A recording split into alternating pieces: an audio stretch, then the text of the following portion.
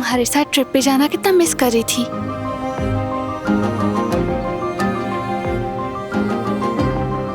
मैं भी। खुशी है कि तुम साथ हो। शुक्र है, हमेशा तुम्हारे साथ ही रहूंगी, मरते दम तक।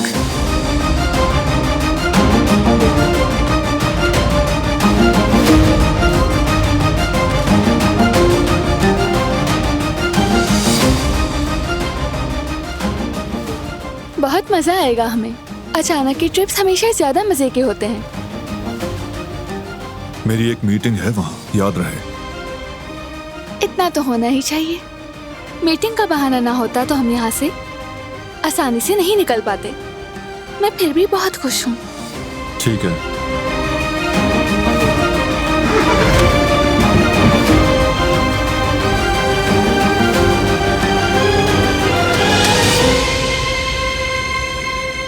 रुको एक मिनट। क्या हुआ, कोई मसला है? लगता है मैं अपना फोन ऊपर ही भूल आई हूँ।